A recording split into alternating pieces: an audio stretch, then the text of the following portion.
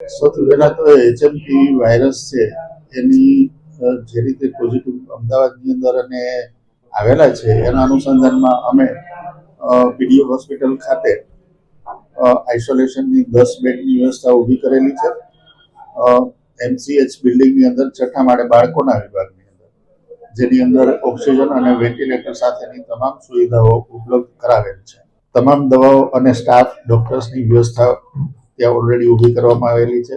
ગમે એટલા પેશન્ટ આવે આપણે પહોંચી શકીએ એવી કન્ડિશનની અંદર છે. દવાઓ આપણી પાસે બધી જ હાજર સ્ટોકમાં છે અને પૂરી પાડવામાં આવશે. એચએમપીવી વાયરસની ટેસ્ટની કિટની અમે ખરીદી કરવાની પ્રક્રિયા શરૂ કરી દીધેલ છે. ટૂંક સમયની અંદર એચએમપીવી વાયરસની ટેસ્ટ આપણે ત્યાં પીડીઓ હોસ્પિટલ ખાતે જ થઈ શકશે આરટીપીસીઆર અને એ વ્યવસ્થા ઊભી થઈ જશે. શરદી ઉધરસનું જે સિઝન છે શિયાળાની અંદર મોટા ભાગે શરદી ઉધરસના કેસ સામે આવતા જ હોય છે. થોડો વધારો થતો હોય છે. 10-20% શરદી ઉધરસના વધારો એ સામાન્ય વસ્તુ છે જેને એચએમપીવી વાયરસ સાથે કોઈ નિસ્બત નથી. જી ને મોટાભાગે અત્યારે તો અમે કંટ્રોલ કરી શકીએ એટલી ઓપીડી છે અને કોઈ એવું ન પહોંચી શકાય એવી કોઈ વ્યવસ્થા નથી. પણ છતાં પણ જો દર્દીઓ વધશે તો અમે 12 કલાક માટે સ્પેશિયલી એચપી જે રીતે કરતા હતા એટલે એચએમપીવી વાયરસ માટે નવી ઓપીડી ઊભી કરીશું. એચએમપીવી વાયરસ છે એ નવો વાયરસ નથી. 2001થી ઇન્ડિયાની અંદર છે.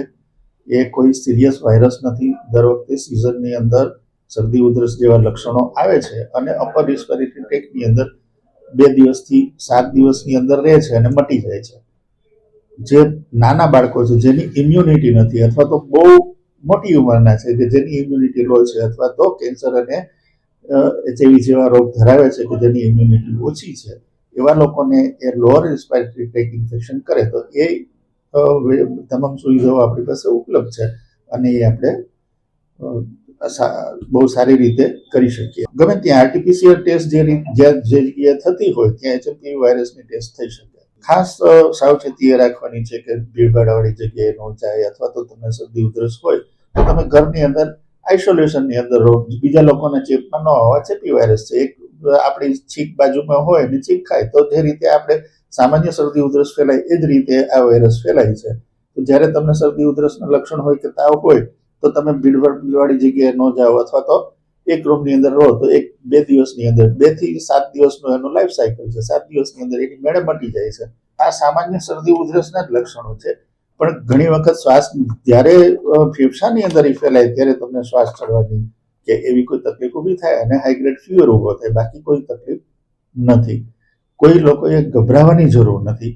એવો કોઈ ડેડલી વાયરસ નથી. હજી સુધી એચએમપીવી વાયરસથી કોઈ સિરિયસનેસ આવી હોય અને ડેથ થયું એવા કોઈ રિપોર્ટિંગ ઇન્ડિયામાં નથી થયા.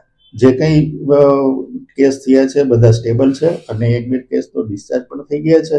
એટલે આનાથી ગભરાવાની જરૂર નથી. સામાન્ય શરદી ઉધરસની દવાઓ તમે લો. ખાસ કરીને જ્યારે શરદી ઉધરસ થાય ત્યારે તમે દવા લો. ખોટું ઊંટવૈદું કરીને કે એવી રીતે ના લો તો આરામથી આ વાયરસ સાથે આપણે લડી શકીએ.